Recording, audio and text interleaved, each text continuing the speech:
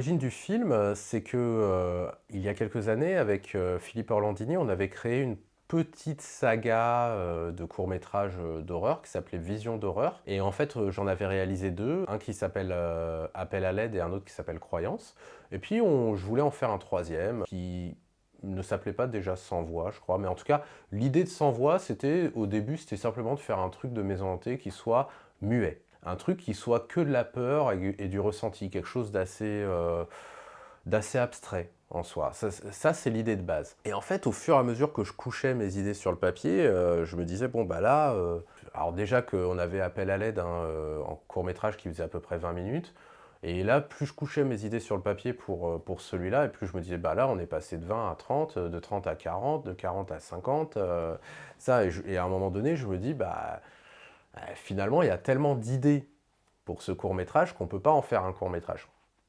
Il faut qu'on en fasse un long-métrage.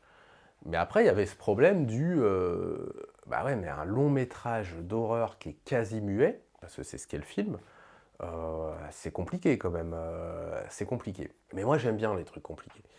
Et du coup, je me suis dit, bon, de toute façon, on ne peut pas être totalement muet, ça c'est sûr.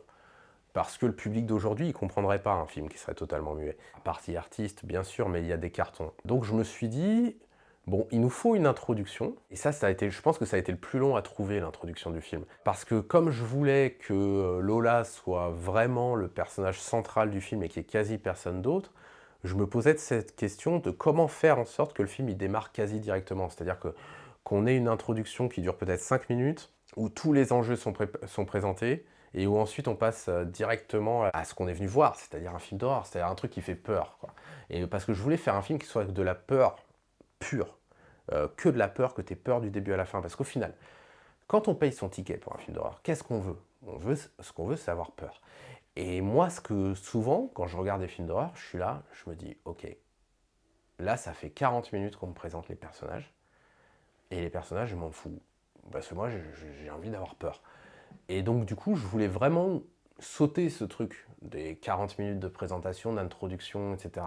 Et donc, je me suis dit, bon, à force de réfléchir, je me suis dit, et si, comme aujourd'hui, YouTube, etc., c'est la mode, pourquoi on ne commencerait pas directement par le personnage de Lola, qui est une influenceuse, et qui fait sa vidéo YouTube. Et une vidéo YouTube, ça doit être courte, donc là, en l'occurrence, ça dure 5 minutes.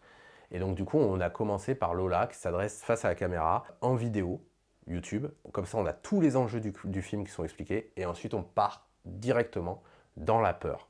Enfin, du moins, j'espère. J'espère que vous aurez peur quand vous regardez le film, ou que vous avez eu peur quand vous l'avez vu. Mais en tout cas, c'était le but, c'était de faire ça.